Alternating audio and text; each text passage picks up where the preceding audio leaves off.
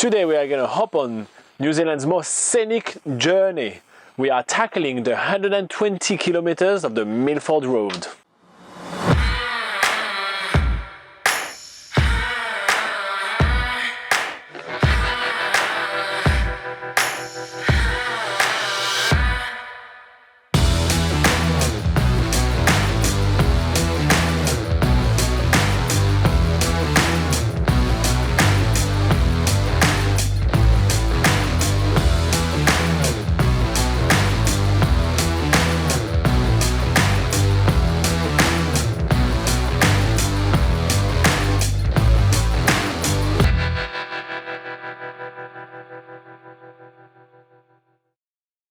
Today we are hitting the famous Milford Sound Road, which is one of the most scenic trips you can do by road in New Zealand. Let's address the obvious first. Because we are challenging ourselves to do 365 days and tackle 365 activities, you may think that driving toward Milford Sound is not necessarily an activity. However, I count that as an activity because there is so much to do along the way.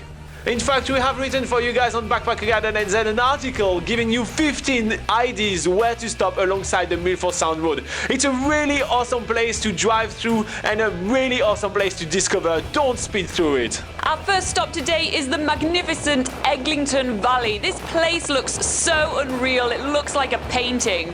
We are in this huge valley which is about 2 kilometers wide and surrounded by beautiful mountains. This whole valley was once covered in glacial ice and it's completely carved this magical place where we can't help but spend so long taking photos and having a look at the wildlife around us as well. Then it's back into the camper van and on to our next pit stop, which is only 2 kilometers away. Next we are heading onto the Mirror Lakes, which is probably the most stopped place on the Milford Road. As the name suggests, it is a lake which is super reflective. A funny fact about the Mirror Lakes is that every single guide that we ever read told us that the hike toward the lake is about 15 minutes long. However, it's literally about a minute and a half. Mirror Lake. The famous Mirror Lake of Milford Sound Road. The pit stop that every single person does. I don't know anyone that drove Milford Sound and did not stop at the Mirror Lake. World famous sign. Mirror Lake. Mirror Lake is best checked out in perfect weather, just because there's not going to be any winds and the lake is going to be perfectly reflective. Today there is a little bit of wind and so a little bit of waves on the lake and it doesn't look as perfect as usual, but it's still an awesome pit stop. There is heaps of wildlife, everybody is super entertained. Plus the backdrop is absolutely amazing. Above the lake we can see the Earl mountain chain which is reflecting on the bottom of the water. It's stunning.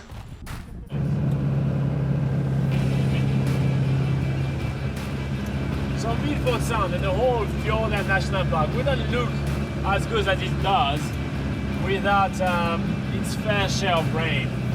So it's no surprise to us that as soon as we arrive close to Milford Sound, it starts raining quite a lot. There's no point in trying to hide it. Fiordland National Park and Milford Sound are one of the wettest places on earth. It rains between 3,000 to 6,000 millimeters per year. And this isn't necessarily a bad thing because looking around us, we see all these streams of magnificent waterfalls and it really brings an atmospheric look to the area. We can't help ourselves but take so many pit stops to take some pictures. There is really a lot of places to stop along the road. It's really cool how the builders of the road have made sure that we have a lot of places to actually stop and rest. It's quite a challenging road. We also stopped to check out waterfalls because, well, waterfalls are awesome. There is even one spot that is in between Mirror Lakes and Homer Tunnel where we stop and see heaps of waterfalls. On one part of the mountain I count 23 of them and it's so cold today that as soon as the water falls below it creates a massive pile of snow. It's amazing. We are now making our way to the highest part of the Milford Sound Road, which is 945 meters above sea level. Bear in mind that we are actually going at sea level where the Milford Sound settlement is, but we are almost 1,000 meters high right now. This road is absolutely epic. This is as fast as we can go with this van right now. We are facing the wind, we are going up a hill, and I guess the engine must be really cold because of the weather. So I cannot go faster than 22 kilometers per hour.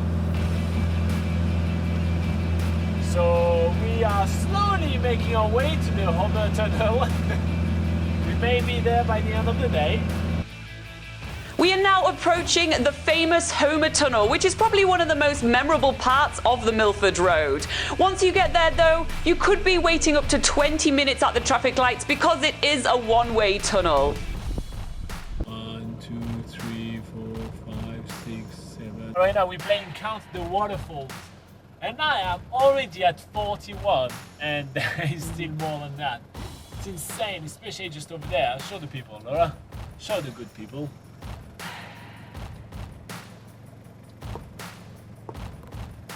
The Homer Tunnel stretches about 1.2 kilometers, piercing through the granite mountains of the Darren Mountain ranges. And it really is a feat of engineering. It took around 20 years to build this massive tunnel.